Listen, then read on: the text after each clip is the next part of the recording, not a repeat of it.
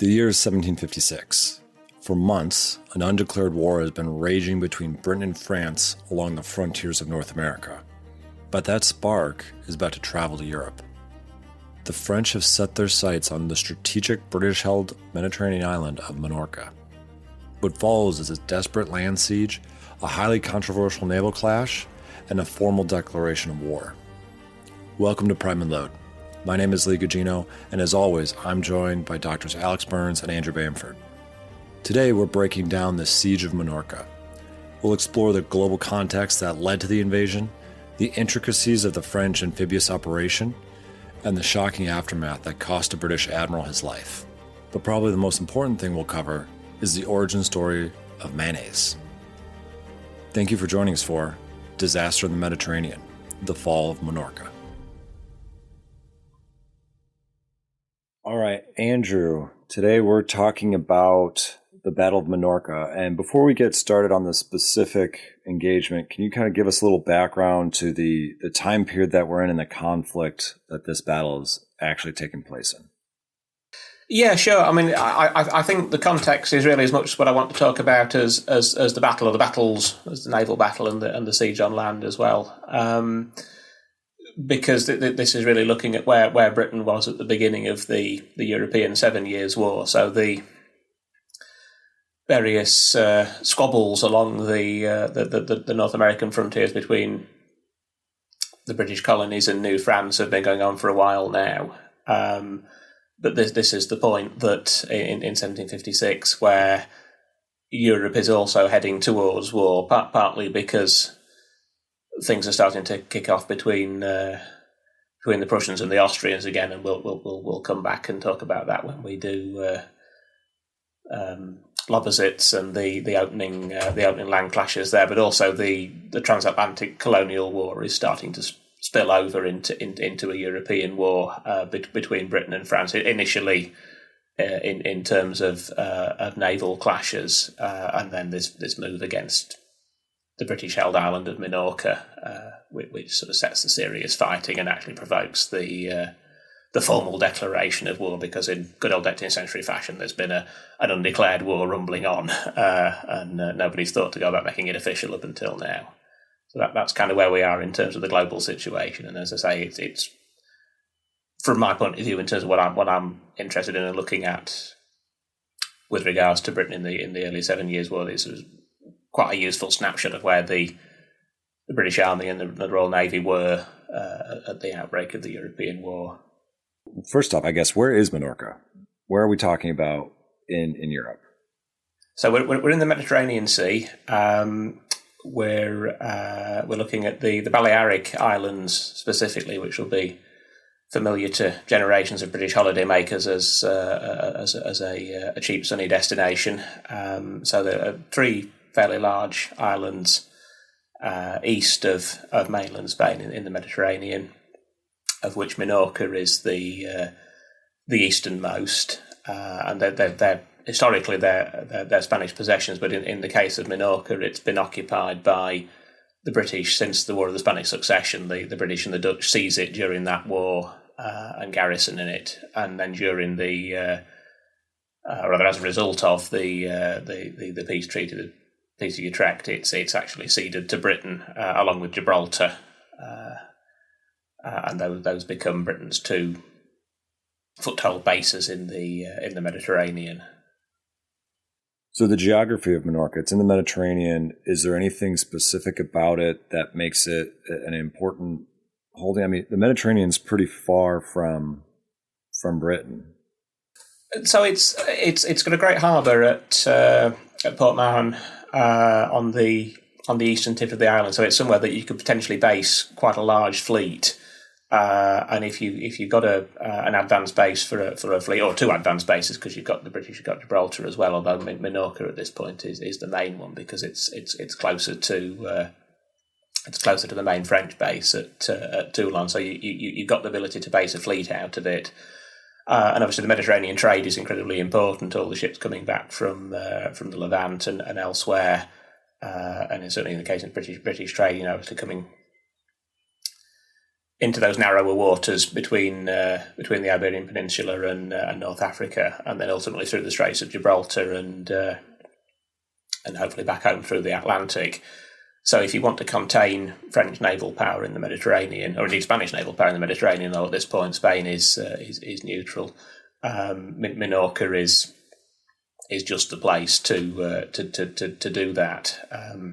So it's about extending strategic reach, if you like, as far as Britain is concerned. Now we'll go on and talk about what forces are actually there as opposed to what forces could have been there, because this is part of the story. But in theory, it's a very important bit of real estate to have because of what you can potentially do. And clearly, equally from the French point of view, they would quite like not to have a British naval base 2 days sailing from Toulon. That's going to severely curtail their operations if a major war kicks off. And if they can recapture it and potentially offer it to Spain as a sweetener to maybe come in on, clearly there's going to be a major European war again. People are jockeying for position, looking for allies. If Versailles can say, well, we've lost this island 50 years ago. Would you like it back? Here's a good starting point for negotiations. Perhaps you'd like to come in on us, and maybe we'll get Gibraltar back for you as well. Wouldn't that be grand? So it's a useful bit of real estate to regain from the French because they can use it as a chip, but also to deny to the British because its location makes it strategically very important for British naval power. So the British are in possession of Minorca at the beginning of this conflict, and they realize the strategic importance. Before the war starts, are there any fortifications? Are the British hardening this island in anticipation that it might be attacked? There are fortifications, yeah. So as I say, I was trying to think of a comparison to Alex's what was it, the platypus or the dugong or something of Silesia in Europe. The upside down manatee, was it? Manatee, that was it. Yeah. Yes, a manatee. The best I can do is to describe it. If you imagine the head of some sort of reptile, a lizard perhaps, with looking east. And sort of drooping down a little bit, with the harbour at Mahon as the mouth, and then at the neck end of the lizard. The Minorcans listening to this are going to hate me for likening their island to a lizard. I am sorry. Although I think the Balearics are well known for lizards, colourful ones, so perhaps it is apt. But at the neck end, anyhow, severed neck end of this lizard's head metaphor that I'm horribly overextending. There's Ciutadella, which is the old historical capital. That's got some old fortifications. There's a little post called Fornells on the top north coast. The south coast is pretty rocky, and there's not a lot going on down there. But I say Mahon, the lizard's mouth, if you like. I'm going to stop this analogy now, but this big natural harbour is covered by Fort St Philip, which is a fairly modern fort, partly hewn into the natural rock, so that there are sort of subterranean passages actually in the cliffs, and then a fairly modern fortification above. There has been because it's overlooked, unfortunately, there is some higher ground, and there has been a plan to build a whole new fortress there, and they've got as far as cutting a bit of ground and then decided that they can't afford it. And then the peace dividend and Britain doing everything on the cheap is rather a recurring theme in this story. So they've got a fairly good fortification, but it's overlooked. It could have been built in a better place, but they've the will and the money to build a new fortress or even outworks in a better place have been neglected. And unfortunately, just to continue that theme as well, the garrison is very much still on a peace establishment when the war breaks out. They've had, I think, 5 battalions there during the Austrian Succession War. They've cut that down to 4 in the peace, but they're under strength. A lot of the officers are home on leave. The governor's home on leave. It's all been run down because it's peacetime money saving, and it was ever thus with military budgets. So yes, there are fortifications, but there is a pretty skeleton garrison to man them, which again becomes a problem, as we'll see. And Andrew, maybe telling us where the entire British Navy is deployed throughout the world in the onset of the 7 Years' Wars is beyond the scope of this podcast. But is there a permanent naval squadron attached? Like, is there a naval station at any of these fortresses or associated with them, or not? Yes, there is. But I mean, again, we're looking at a peace establishment here. So you don't have your big first and second rate warships, your big 3-deckers in commission during peacetime. They're hugely expensive. So you have the bare minimum to show the flag, which is normally a few small 2-deck warships, 50, 60 guns, and then smaller ships on the various stations, and they can float around and attend diplomatic receptions and remind people that the Royal Navy's there. And there is a fleet under Commodore Edgecombe. A fleet. I mean, I'm stretching upon a squadron under Commodore Edgecombe. Three small, very small ships of the line, and half a dozen smaller ships, and they're predominantly based out of Mahon, although they're not all there at the outbreak of hostility. So the Mediterranean fleet, in inverted commas, is there, but it's small in just the same way that the army garrison is run down. So probably like some fourth rates and hanging out. Yeah, I think the largest is a 60 gun, a couple of 50s, that sort of size. Yeah. And you mentioned before there's simmering hostilities before the war, simmering and maybe not so simmering hostilities going on before the war is actually declared. Can you kind of briefly walk us into the events of the battle, what's going on and what leads to the events at Minorca?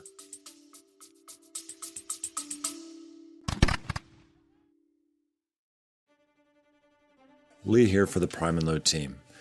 We hope you're enjoying this episode, but if you want to hear more Prime and Load, our Patreon War Room is the place where you can get it. For only $5 a month, you get access to exclusive bonus episodes not available here. Here's a clip from our most recent bonus episode. I mean, there are many British soldiers who think it's going to be pretty quick. We're going to go in, now that the Empire is striking back, now that we've got the entire sort of army together, the Navy deployed over North America, this is going to be fairly easy. But there are, and I wanted to say, one of them is like a governor at Minorca at one point in his career. You have letters coming in to Lord North, George Germain, saying things like, the Americans don't actually need to win on the battlefield at all. They can just do some damage to our forces, and we're not going to be able to financially, sustain this war effort. I mean, there are British soldiers to whom the system is flashing red in 1776. There are British soldiers who think pathetic colonials will not be much trouble. We hope you enjoyed that sneak peek into our most recent bonus episode. If you want to hear the rest of it, use the link in the description to sign up for our Patreon War Room today.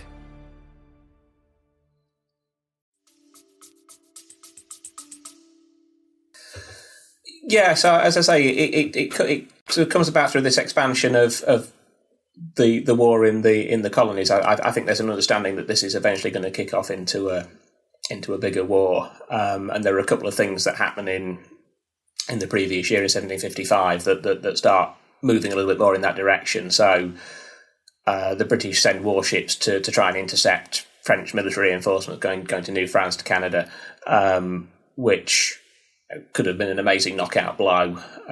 Unfortunately, the interception takes place in the North Atlantic in the fog, and quite a few of the French ships successfully get through, but equally just enough of them are engaged and captured that this is clearly a major act of war and a major step towards wider hostilities.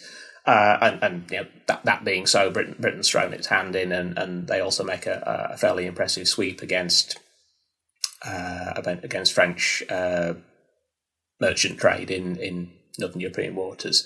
So there's a clear sense.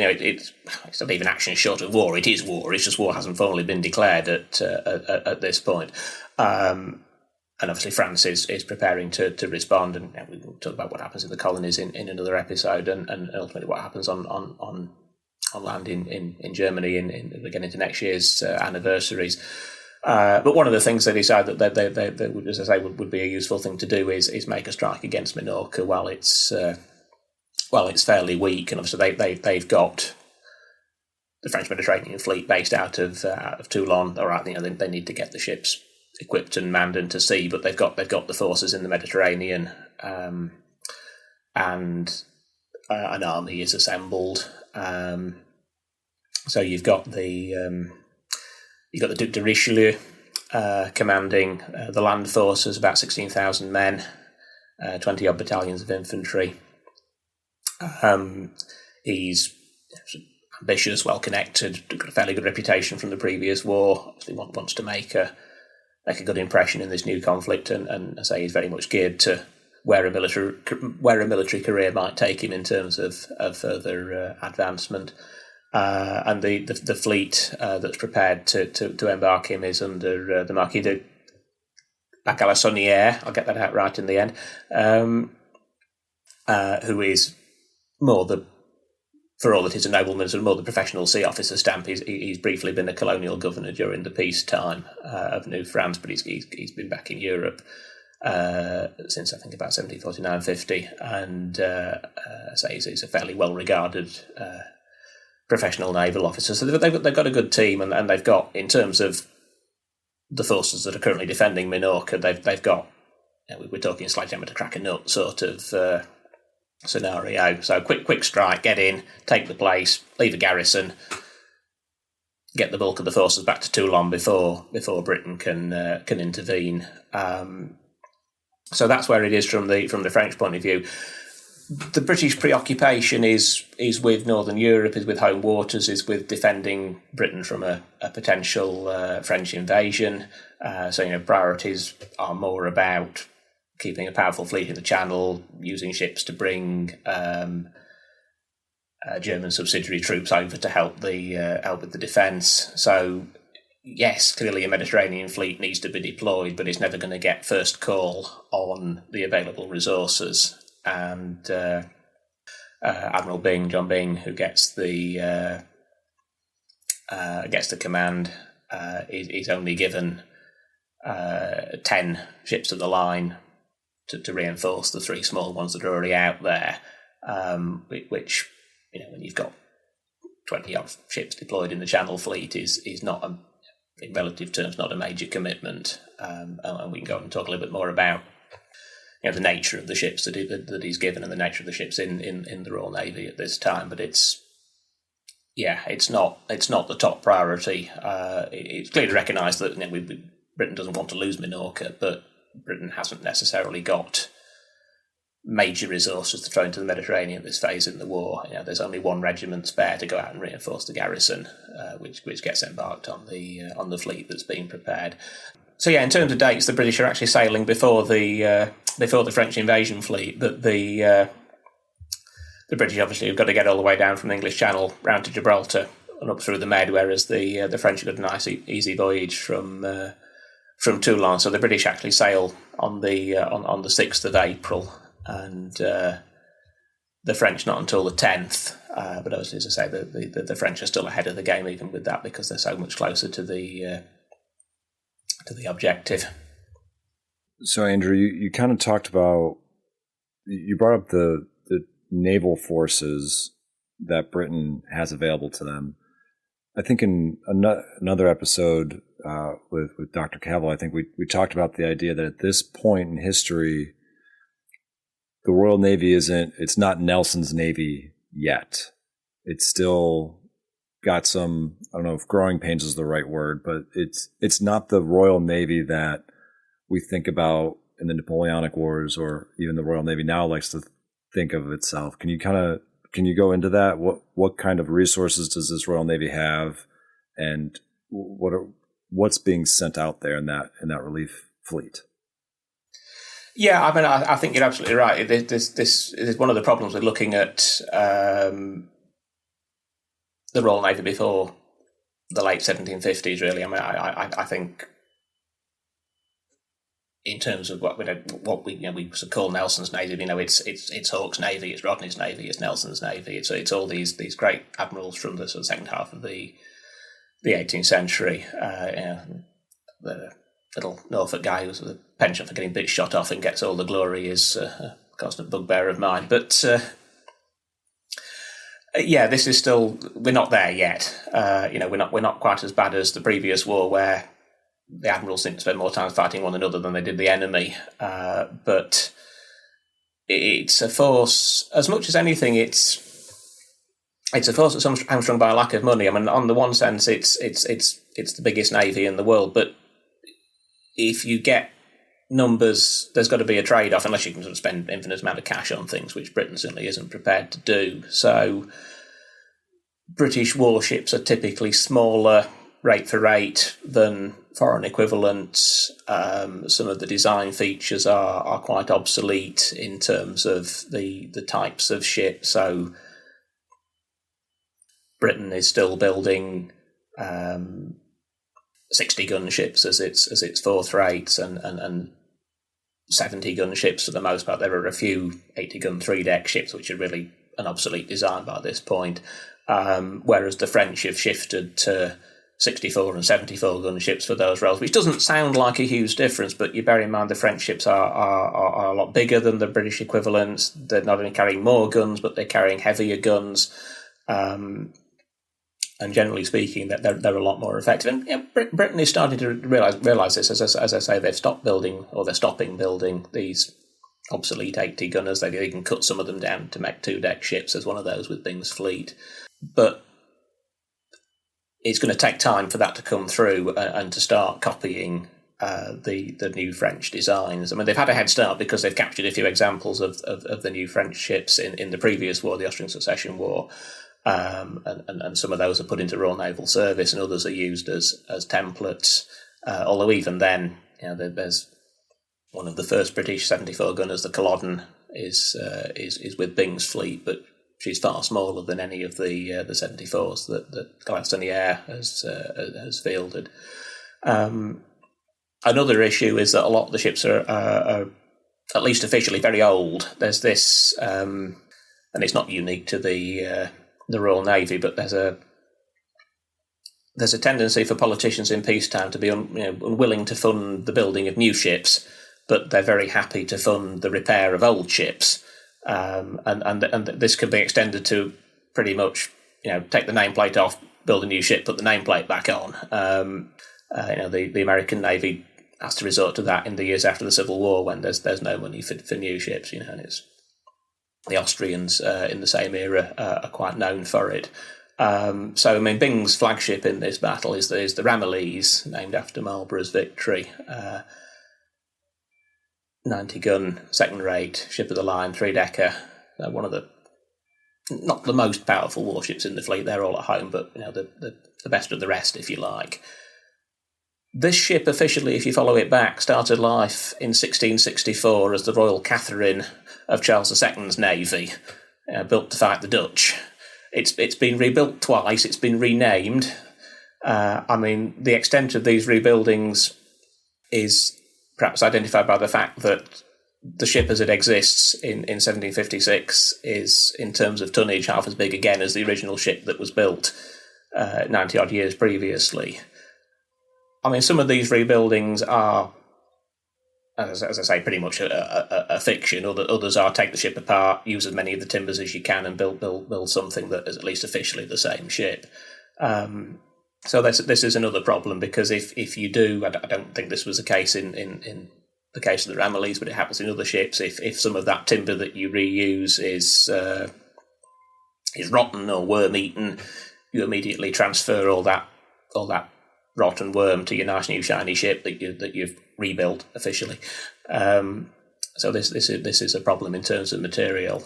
And then in terms of the specifics at the time, there are problems with manning, because you're suddenly going to get all these ships out of reserve, out of ordinary, back into full commission. So you need the sailors to do that, and even sending a press out to compel men to serve. You can't achieve that straight away. To make matters worse, there's illness in the fleet. The ships that have gone out in the previous year have managed to contract typhus from somewhere, or what seems to have been typhus. That's the most likely interpretation. So a lot of the men who are available are sick. So yeah, it's all a bit awkward. The Admiralty is absolutely playing catch up at this point in the war, and is still suffering the effects of say 30, 40 years of peacetime parsimony in terms of ship design and funding for new ships. Yeah, Nelson's Navy it is not.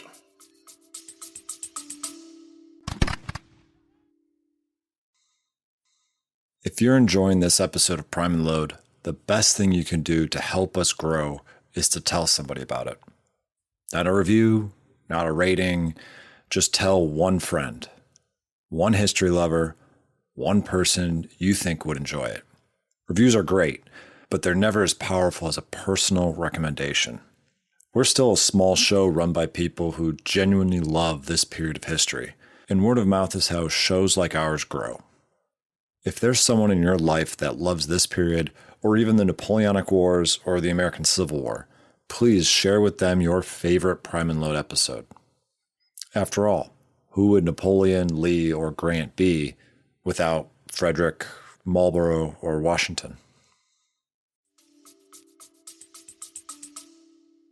We've talked a lot about the issues of the British Navy. How does that contrast with the French Navy?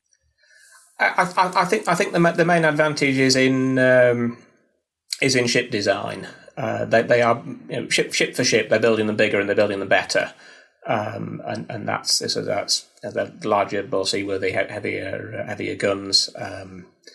So a French 74 is mounting 36-pounder main gun deck guns. The French pound is heavier than the British pound, so that's almost like a 39-ish. British pounds, so that's almost on a par with the heavy guns that only the first rates are carrying, and they're carrying more of them. They say the 70 gunner is still the more typical British third rate at this point. So they've got the advantage ship for ship, but they've got the disadvantages as well in terms of a longer war because, again, as we'll find, absolutely yes. Let's hope we are here in a few more years' time to talk about this. But France has got to fund a big army as well as a big navy, because it's a land power. It's got land borders to defend. Its fleets are divided. I mean, as we'll hear, the French are able to control the Mediterranean, but it's a very different story when they try and send that Mediterranean fleet out to join their ships at Brest and elsewhere. So they're divided in a way that Britain isn't in terms of naval bases, and Britain in terms of the longer 7 Years' War is able to plough funds in and build increasing numbers of ships, and because France is having to concentrate on land warfare as well, that the French Navy doesn't get that same investment and push. So they start off in a good place, but they don't get much better. The British start off in a fairly iffy place, but they do get better, and ultimately that's where, as well as Alex has pointed out, the more effective leadership. Because for all that I think Byng probably had a rough deal, he was never going to be Britain's top 10 admirals. Okay, so Byng's fleet sets off from Britain before the French fleet does. Can you guys describe that journey, and how do they move towards Gibraltar? Yeah, I mean, there's not a lot to tell really. It's a case of getting across the Bay of Biscay. I mean, I presume they actually know this. I would assume they gave Brest a fairly wide berth, because the last thing you want to do is be intercepted by the French Atlantic Fleet on your way. That would seem fairly common sense. But they get to Gibraltar in May, link up with the ships that had been based on Minorca, so under Commodore Edgecombe during the peace. So I'm getting slightly ahead of myself. What I should explain, obviously, the French, having far less distance to cover, are quickly able to land on Minorca, and it's only when the French are actually blockading on land, are blockading Port Mahon, Fort St Philip, that Edgecombe actually takes his ships out before they're trapped in the harbour, and takes them to Gibraltar to join up with Byng, or to join up with a relief fleet, which turns out to be Byng.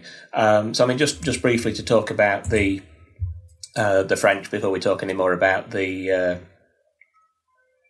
British. They They arrive at the opposite end of the island to the main objective at Ciutadella, and Galissonnière puts the army ashore starting on the 18th of April. It takes 3 days to get everybody landed. And they very quickly overrun the majority of the island. There are a few reasons for this. The main one being that General Blakeney, who's commanding the garrison and as lieutenant governor in the absence of the governor, is in charge of the defences. He hasn't got the manpower to hold all the little outlying posts. He's barely got the manpower to hold Fort St Philip effectively. It's a fairly large fortification. He's got 400 strength battalions. So it's a trade-off. He could try and hold Ciutadella. He could try and hold Fornells on the north coast. They'd fall eventually because, Richelieu's army is, relatively speaking, huge. 16,000 men against less than 4,000. So anybody he puts in an outpost is going to go eventually. And they might buy him some time, but it's one man less to hold the works effectively at Fort St Philip. And if he can't hold that, then the whole game's lost. So he makes the call that he's going to pull all available troops straight back into the fortress from the outset and effectively abandon pretty much the whole island from the get-go. The local inhabitants are, if not pro-French, certainly anti-British. So they're quite happy to welcome the French ashore and facilitate their operation. So it's pretty quickly, as I say, the last of the French troops are landed on the 20th. By the 22nd, they've marched the length of the island, occupied the key points, and are already getting ready to start a siege of Fort St Philip, where the garrison has withdrawn, which I say is the point when Edgecombe's little squadron actually slips out and sails off to Gibraltar to link up with Byng. So at least Byng is aware of how things have progressed when he arrives at Gibraltar at the beginning of May. Linking up with the ships that were there, he's got 13 now of the line. They're mostly on the smaller side. He's got, as I say, we talked about the Ramillies, his flagship. We've mentioned the Culloden, which is a 74-gunner. Temple West, Rear Admiral West, who's his second in command, is in the Buckingham of 70 guns. The rest of the ships are mostly between 66 and 60 guns, and there's a couple of 50s, which are sort of really at this point borderline for including in the line of battle at all. They're a bit small relative to the more modern types. But it's a fleet. It's one ship more at least than Galissonnière has got. But Byng doesn't exactly get the best of receptions at Gibraltar. Partly there's problems from the naval point of view because Minorca, Port Mahon is the main base, and so Gibraltar has been run down a little bit during the peace. So in terms of just refitting his ships from the voyage from England, there isn't really a lot that the dockyard there can offer him. The hope has also been that troops from the Gibraltar garrison will join Byng's fleet and go out to help reinforce Minorca. General Folk, who's the governor at Gibraltar, isn't really keen on this idea. He feels that, first of all, reinforcing Minorca based on what intelligence they've received from Edgecombe, i.e. that the French have already occupied most of the island, that throwing any reinforcement is just wasting good men, and that if he does do that, he's going to leave his garrison very weak indeed, and if the Spanish were to come into the war, he'd be very vulnerable. He does. I mean, I should say, Falk is not a man with a distinguished military career. He's already survived one court-martial. He was General Cope's second in command at Preston Pans, and distinguished largely by fleeing the field. So it's not been an amazing military career. One feels possibly he was shuffled out of the way somewhat. So he's perhaps a little bit wary of anything that might land him into trouble in the future. But he does what any officer in that situation does. He calls a council of war. And eventually the council agrees that, well, perhaps Byng can have a few men. They eventually send 200, but that's the limit. He's not really prepared to do very much to help.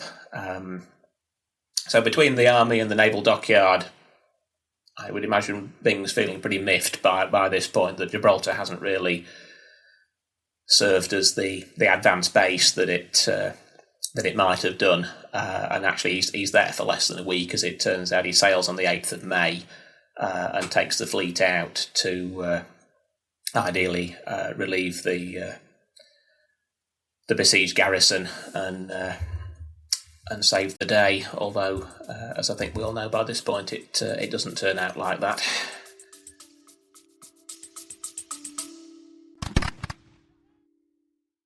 Hi, this is Lee Gugino, and on behalf of Alex and Andrew, I want to say thank you so much for listening to this episode, and we really hope you're enjoying it.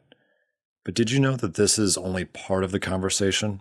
Typically, our recordings are anywhere between an hour and a half to 2 hours long, and we have to cut them down to stay within our upload limits. But you can get full access to these uncut versions of every episode by joining the Prime and Load War Room on Patreon. For just $3 a month, you can listen to the additional 20 to 40 minutes of content that you don't get here, and all of it is commercial free. If you want even more, you can also upgrade and gain access to exclusive bonus episodes that can only be found in the War Room. If you're enjoying Prime and Load and want more, use the link in this episode's description to visit the Prime and Load War Room today.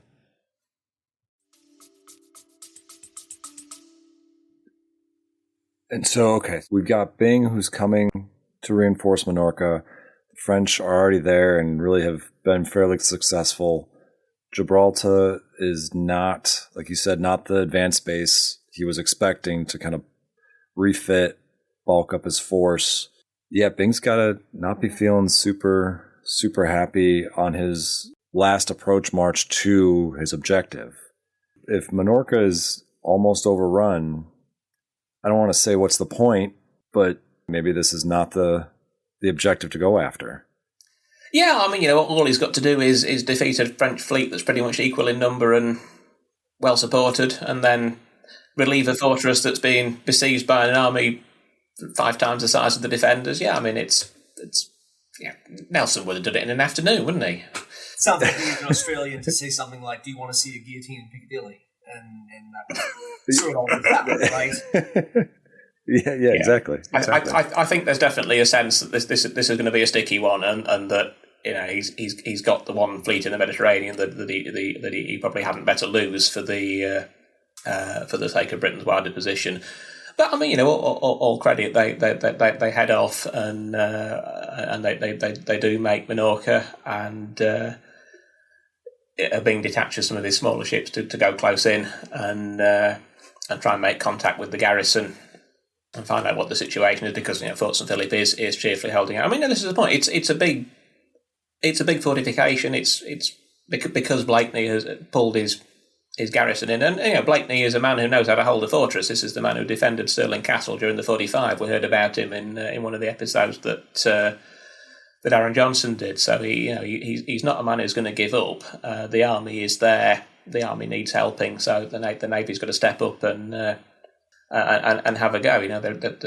There is a reason why Admiral Cunningham in the Second World War talked about a 300-year tradition and not letting the Navy not letting the army down when they were trying to get them off of Crete. It certainly would have been in mind then. I suspect that there were good reasons for at least having a go. But yeah, I think also in the back of everybody's minds, and certainly I suspect in Byng's mind, was a sense that he'd probably been given a bit of a difficult one. And as it turns out, they're not even able to make contact with the garrison. Galissonnière's fleet is at sea and moves to cut off the small ships. And at this point, it's clear to all parties that there's going to be a naval clash. And they begin to manoeuvre for advantage. This is on the 19th of May now, and as it turns out, the battle's going to take place the following day, the 20th, and the rest of the 19th is sort of jockeying for position. I can't remember if we talked about this when Sam Cavell was on or not, but one of the key things in terms of naval tactics in this era is the idea of trying to get the weather gauge. So if you're upwind from the opposition, you can to some extent dictate the terms of the engagement. You can either close with them at an advantageous moment, or they can't claw upwind against you and attack you unless you want to welcome a fight. So both admirals are trying to gain the weather gauge. Unfortunately, the wind is quite fluky and it keeps changing direction, and neither of them are able to do it on the 19th, and so it starts again on the morning of the 20th, and initially it's a bit misty, and the two fleets are out of contact with each other. But as it clears, they form line, and initially they're approaching each other, so they're sailing in opposite directions. And it could be that had the wind not changed again, they may well have simply sailed past one another, exchange of broadsides, essentially tacked or war, or come round again and rinse and repeat, and it would all have been very inconclusive. But there is a shift in the wind, and Byng actually pulls a bit of a blinder here. It gets forgotten because things go so badly afterwards, but he's actually able to seize the weather gauge quite effectively. He takes his line, so we're in two lines of battle at this point, he takes his line across the head of the French fleet, outside of gunshot. We're not talking sort of crossing the T and shooting up the French van. This is still sort of long distance manoeuvring, but he gets across the French line of advance until he's sailing sort of diagonally across, so say not quite parallel to, if he turned parallel that might have been more advantageous, but he carries on this sort of diagonal line across the French line of advance until he's nicely upwind, and then the whole line, all 13 ships, tack simultaneously, so reverse direction simultaneously. And now they're bearing down on the French van, and ready to begin an engagement with the wind behind the British ships. So this is quite an effective manoeuvre. The only problem is that it now means, because the French are still in their original order of sailing, the British are reversed. So what was the British rear squadron under West, the second in command, is now the van squadron of Byng's line, and the van squadron that is Byng's squadron is now the rear, and the more powerful British ships, the Ramillies and the Culloden, are all therefore quite close to the rear of the line, which has ended up furthest away from the French, and West is now moving to attack the French van with his 6 ships. So his largest is a 70-gunner, his flagship, and the rest of them are fairly small. And so they're going to take a bit of a pounding, because the French heavy ships, they're fighting in 3 smaller divisions, so they've got their heavy ships quite well spaced out along the line. The French flagship is actually a big 80-gun 2-decker. The French have stopped building 3-deckers at this point, but they've got some very powerful 80-gun 2-deck ships, and Galissonnière's got his flag in one of those, the Foudroyant. A little back from the middle of the French line, and there are 4 big 74s spaced out along the line as well, and then some smaller ships. There's a little 50-gunner near the front. There's a 60-gunner tucked in there somewhere, but by and large they've got big modern ships, and they're quite nicely spaced out. So the British, I say, well positioned to attack, but they're leading the attack with their less powerful ships, which obviously is going to put them at a disadvantage. The other thing Byng does at this point, which I've seen a critique of, is that he notes that Galissonnière has 12 of the line, and that he has 13, and so he orders his rearmost ship, the Deptford, to fall out of the line. Now this is critiqued as being 18th century gentlemanly warfare gone mad. This is on a par with Monsieur les Anglais fire first at Fontenoy. It's got to be a fair fight. We've got to go one-on-one against these French ships. What he's actually trying to do is give himself an advantage in that he's got a spare ship. So it's only small. I think it's a 60-gunner that's been rearmed as a 50 because it's fairly old and cronky, but. If any of Byng's ships gets into trouble, he's got a spare ship that can go to its aid and keep the line. If a French ship might fall out disabled from the French line, he's got a ship that he can send to harry that, and maybe even take it as a prize or something. So it's actually quite a smart move, it seems to me. It doesn't pay off for reasons that we'll see. But up until this point, it seems to me Byng's made a pretty good shift of things. He's gained the weather gauge. He's got himself in a good attacking position, and he's got, I say, allowing for the fact that he's had to reverse his line and put his weaker ships in first, he's got a fairly good deployment to go in and bring the French to battle. Okay, so Byng's fleet is going towards the French. What happens next? Yeah, this is when it starts to go a bit wrong. There's a bit of confusion over the signalling. Obviously, this is still the era of flag signals, and we haven't even got to the telegraphic code that Nelson can use to tell everybody that England expects. This is very much hoist a flag to the main topmast and fire a gun, and everybody knows that it means do such and such a thing.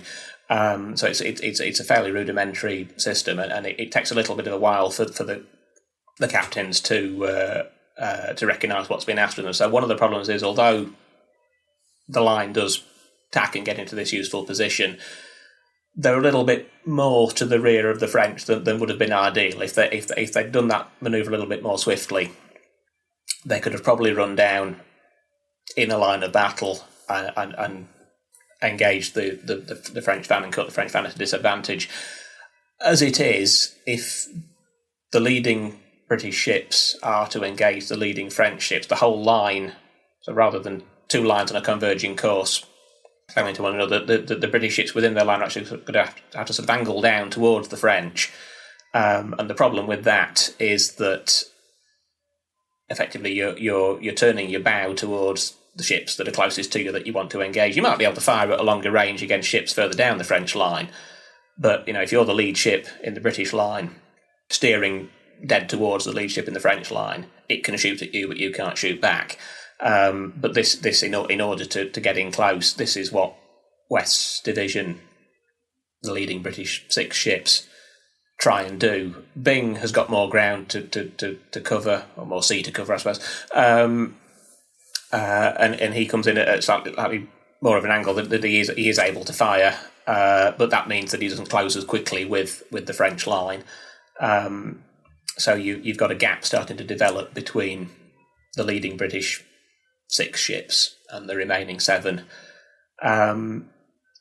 which wouldn't necessarily have been. We're not in it's all gone horribly wrong territory, but we are in this isn't as good as it could be territory.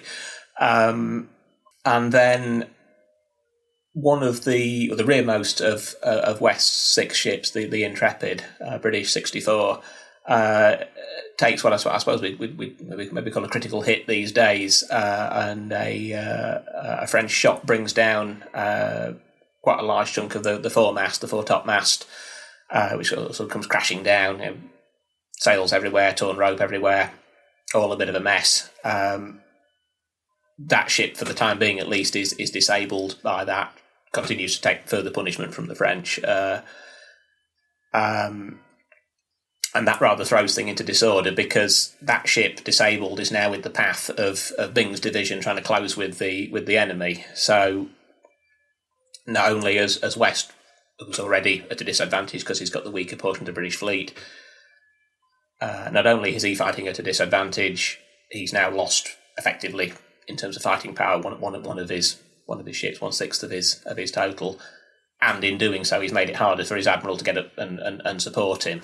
And this is when it starts getting a bit messy, and there's this quite substantial gap between the 2 divisions of the British fleet, and Galissonnière tries to take advantage of that and actually move his centre and rear sort of through that gap. We're talking sort of Rodney breaking the line only 30 years early. This idea of breaking up the enemy fleet and separating it completely. To Byng's credit, he heads that off. He manages to get the gap at least partially closed, and the French continue to fight a more conventional linear battle. But they do it by this point by firing fairly high chain shot, bar shot, this sort of thing. They're trying to disable the rigging of the British ships. They've already done it to the Intrepid and thrown the line into confusion. And this is, again, this idea of the mission being more important. They could probably have closed in, fought it out at close action, could have gone, who knows, ships on one side captured or the other. But it's a risk.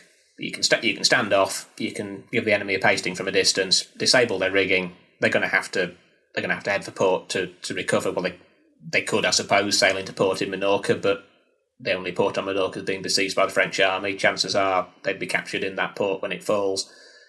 So if they disable Byng's fleet, the only thing that he can do is take it back to Gibraltar and refit and repair. So it's probably not what Hawke would have done or Nelson would have done. But it's absolutely bang on with French doctrine that you prioritise the mission, you prevent the enemy from carrying out his mission, and then you can do what you need to do, and that's effectively how the battle ends. It peters out as a fairly ineffective long range exchange of shots, with relatively light casualties on both sides. Although two of Byng's captains are killed, which doesn't help in terms of command cohesion. But yeah, and really by nightfall, the naval battle is over, and Byng regroups his fleet the following day. There's a council of war, and they accept the inevitable that they need to refit the ships, and they need to do that in Gibraltar, and that means withdrawing, and at least for the time being, leaving the garrison to its fate. So Byng has decided to disengage, and he's got to refit because his ships. He still has ships. They're not effective anymore. Essentially, is the big issue, right? Yeah, nobody loses any ships. I mean, we think of Trafalgar with dozens of prizes and things. This is not this sort of naval battle. It's absolutely everybody has the ships they started with, but yeah, Byng's are pretty much knocked about in terms of the rigging and the sailing capabilities. And so the French fleet, do they go back to Minorca, or do they kind of sit out there and stand watch and act as a shield? Yeah, they say it's all about the mission. So they're covering Minorca and supporting the army, and we shift back to the army really now in terms of the end of the story as far as the fighting's concerned. So Galissonnière has headed off the British relief attempt. He's done his job in spades as far as the French are concerned. It's absolutely in line with French doctrine, and it means then that Richelieu can carry out the siege without any fear of intervention, and without any of the reinforcements that Byng might have been able to land if things had gone differently in terms of the naval battle. And so the siege progresses. I can't imagine that the garrison is thrilled. What's their reaction? I mean, they see a relief coming, and then it goes away. Yeah, I can't imagine it would have done a great deal for morale. I mean, my understanding is that the battle actually is far enough out to see that they don't see the battle, but they can certainly hear the naval gunfire. And clearly, when it's the French fleet that reappears, and not the British fleet, then it's fairly clear that if relief's coming, it's certainly not coming yet. As I say, it's a decent fortress. It's a strong fortress. It does continue to defend itself, and it's very much a conventional siege. I think Richelieu realises by this point that time is on his side, and he can do it fairly methodically. So it's all the sapping and the batteries and the rest of it. And then on June the 27th, the French are actually ready to mount an assault, which it doesn't capture the fortress, but it captures part of the outer works, and it captures some of the subterranean galleries, all these bits that have been hewn out of the rock face. It also rather crucially captures the British second in command, Colonel Jeffreys.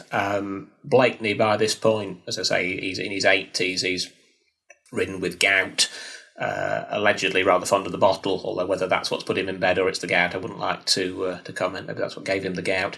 So Jeffreys has been the one who's been actually sort of actively commanding the defence under Blakeney's direction, and he as I say, he's taken prisoner during this fighting to repel the French assault. And I think there's a recognition at that point that it's probably all over. the fortress is now in a very vulnerable situation.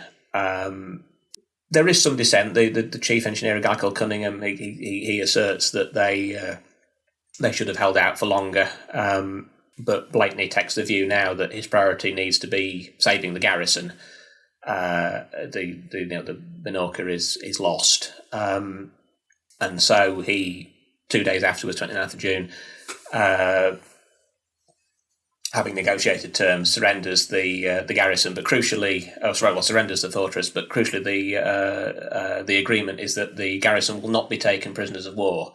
They will, in fact, be shipped back to Britain.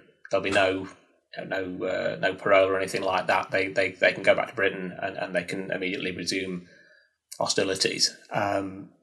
So he's in terms of getting the men out, at least he's played a fairly good hand. I think the French recognised that he could have carried on fighting and they would have had to keep on besieging, and there is every possibility that a fresh British relief force could have arrived. So they're prepared to accept fairly generous terms in terms of what they give the British in order to achieve, again, the mission of capturing Minorca.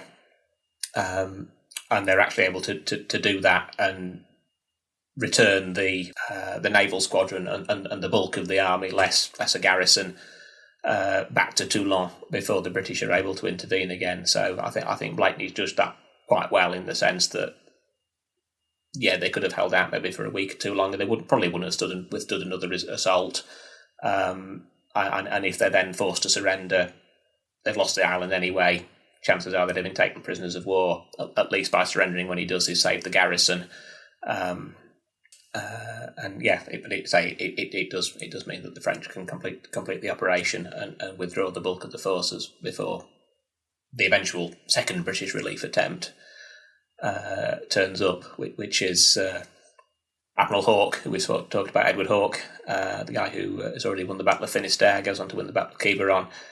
He's sent out to replace Byng with some extra ships, but by the time he gets to Minorca, the French have already withdrawn the fleet and the bulk of the army, left a garrison, which clearly he's in no position to act against.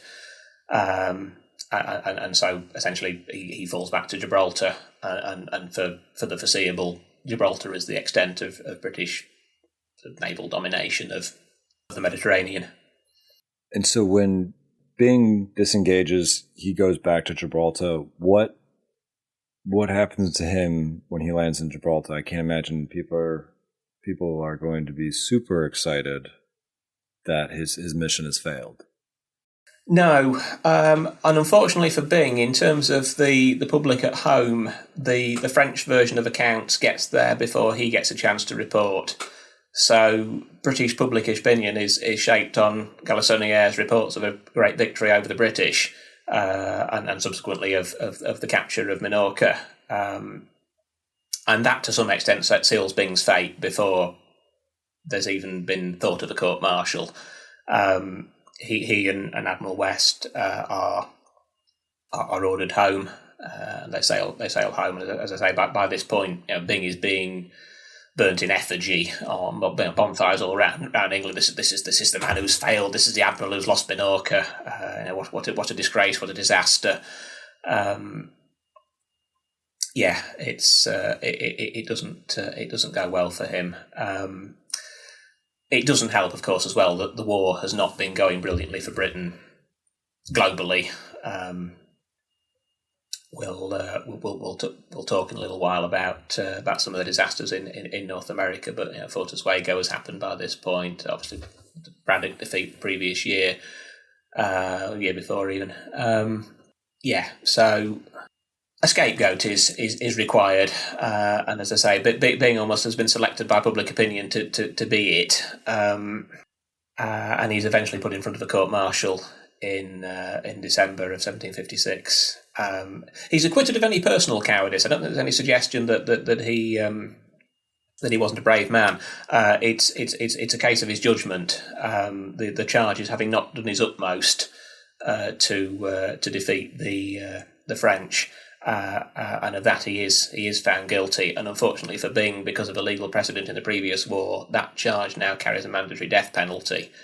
The court can't help on the evidence but find him guilty of it, but they accompany that with a plea for clemency. But unfortunately, George II, as the ultimate court of appeal, is not in a particularly clement mood. There is a feeling that an example is needed. There are certainly people more culpable than Byng, but he's the man on the spot. He has had this verdict against him.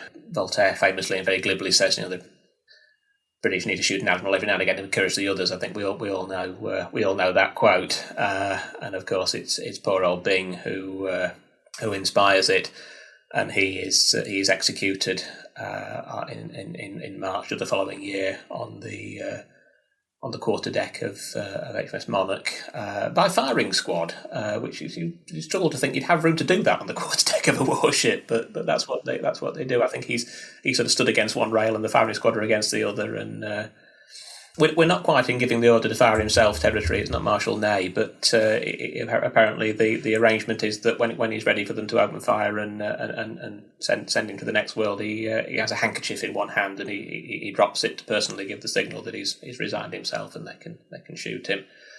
So as I say, I don't think there's any want of personal courage there. He shows that even in the manner of his execution, but professional competence maybe less so. But as we can maybe go on to talk about, I don't think he's certainly not the only person culpable for the loss of Minorca. I don't even think he's the most responsible for the loss, but he's the man who pays the price. So I think in the early part of this century, in like 2007 or 8, family members requested a pardon, a posthumous pardon for Byng, and the Ministry of Defense refused. Do you think there is something to this idea of Voltaire that, like, yeah, we shot him, but it actually, I mean, naval commanders are executed for failure a lot in the ancient world. I mean, it's a very Carthaginian practice. I'm not sure that's something that anyone wants to be emulating. Even N.A.M. Rogers says stuff like, man, because of Byng's execution, British officers are going into battle, with the steely determination that guarantees them, psychological superiority over the French. So on the spot, Andrew, should we be executing more naval officers in order to encourage the others? What do you think? Well, yeah, I mean, the results do rather speak for themselves, don't they? I think. Did Hawke need the threat of execution over his head to get him to fight the French? Probably not, because he'd already done it at Finisterre quite effectively. I don't think he went into Quiberon thinking, well, if I mess this up, it's the firing squad for me. But yeah, there is a definite shift in the British naval attitude that you can see after this. I mean, there are probably multiple examples from British naval officers attacking ridiculous odds and sometimes getting away with it. I mean, the slightly sad postscript to the Minorca story, Captain Gardner, who was Byng's flag captain on the Ramillies, he's subsequently given another command of I think it's the Monmouth. I did write this down. Given command of the Monmouth, a little 64 gunner, to continue his career, which isn't really a demotion. Flag captains generally would fairly junior captains because they've got the Admiral on board as well, so he wouldn't normally expect another command of a ship the size of the Ramillies. So that's not really a demotion or anything. He's still a post captain. But in 1758, he encounters the Foudroyant, the ship that had been the French flagship at Minorca. Obviously not Galissonnière's flagship anymore. Galissonnière is dead by this point. And notwithstanding the fact that this is an 80-gun French ship and he's got a little 64, he goes and attacks it. And there are some British ships supporting him. It's not completely a solo attack, but the Monmouth ultimately captures the Foudroyant. Captain Gardner is actually killed in that action. But there's generally a sense there that he was probably looking to regain his and posthumously his admiral's honour by capturing the flagship of the French fleet that had defeated them. So certainly in that sense, that there has been that shift in that fighting spirit, and the Byng example is playing a part in that.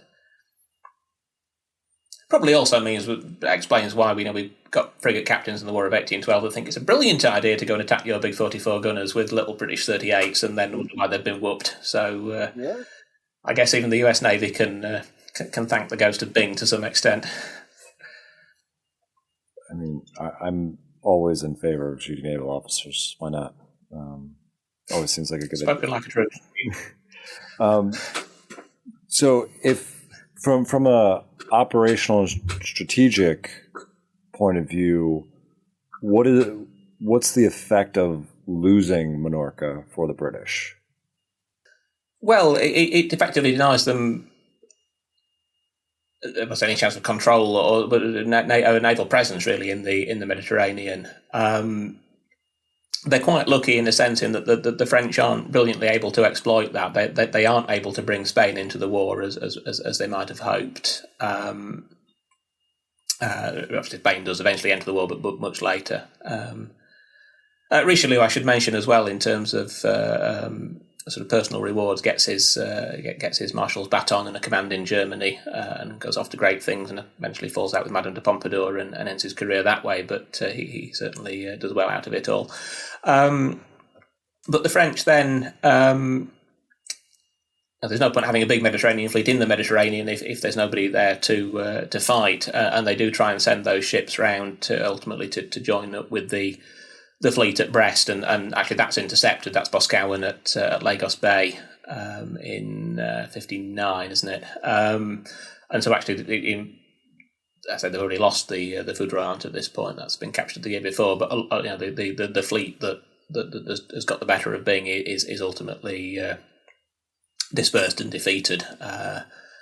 And so there isn't perhaps that ability to take advantage of the victory in the same way that we might expect. And in the longer term, of course, the British capture so many French and Spanish colonial possessions that they're able to regain Minorca in the peace settlement by giving, is it Martinique or Guadeloupe? They give one of the sugar islands back in return for Minorca anyway, so it's all for nothing in the grand settlement of things, but it does give the British state, the British government, the Royal Navy, I think the British Army as well. I mean, there are more bumps on the way for the British Army before that really starts turning itself around. Some of the stuff I've looked at certainly in Europe, some of the amphibious descents in the next couple of years where things also don't go brilliantly from the military point of view. And again, we can talk about those when the anniversaries come round. But they do give a significant shock to the British system. Now, whether, as we've just talked about with the Byng example, whether that is a salutary lesson which is then applied and the war pursued with more vigour thereafter, maybe it backfires on the French in the long run because they inspire the British to step the game up and do better going forward. That could be one way to look at it. We're very good, we British, at finding good things out of defeats. So maybe that's a very British approach to the loss of Minorca. There you go. And what kind of lessons can we take away from it for modern leaders and modern warfighters? I think it's probably the focus on the mission, isn't it? I think. Well, the very fact you use the phrase warfight, is the sole purpose of armed forces to go and bash the other side with everything they've got, or is it to carry out a mission? And actually, if you can do that without fighting, then you've saved lots of lives and money on your own side, even if you've also there aren't as many dead guys on the other side as well. I think the focus on the mission doesn't always work as a doctrine for the French. I mean, Trafalgar was supposed to be a mission, and we saw how that one ended up. But I think in this case, they know what they need to do. They know they've got. If they don't know exactly what the time limit is, they know eventually there is going to be a serious British relief effort. So they know they're working against time. They do it effectively. That there is, as far as I can tell, good cooperation between the naval and military sides of the French force, and so they've got a task and they execute it well, and they get themselves back to Toulon for tea and medals, or a funeral in Galissonnière's case. And I guess from the British point of view, and goodness knows it's a lesson we could do with in terms of British Armed Forces now. Don't scrimp on them in peacetime, because you're going to be playing catch up when the war breaks out. I think that's definitely a lesson for today. So yeah, lessons to be learned both ways. And is there anything else you want to cover, or anything else people should know about the Battle of Minorca? Well, absolutely, yes. I mean, the most important thing, really, because it's probably the condiment of choice these days, the sauce mayonnaise that is concocted to celebrate the capture of Mahon, which we all know as mayonnaise, of course. So, yeah, next time you're dipping your chips in some, you can remember poor old Admiral Byng. The cultural legacy has lasted far beyond the naval and military results. There you go. I can't think of a better note to end on than that. That's it for this episode of Prime and Load. We hope you enjoyed it as much as we did. Don't forget to sign up for our free newsletter with a link in the description. It's the best way to stay up to date on the show, see what's coming up next, and ask us questions. You can also follow us on Facebook, Instagram, and Twitter, formerly known as X.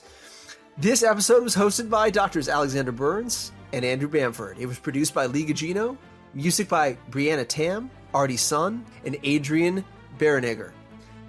Prime and Load is a Historic Studios podcast.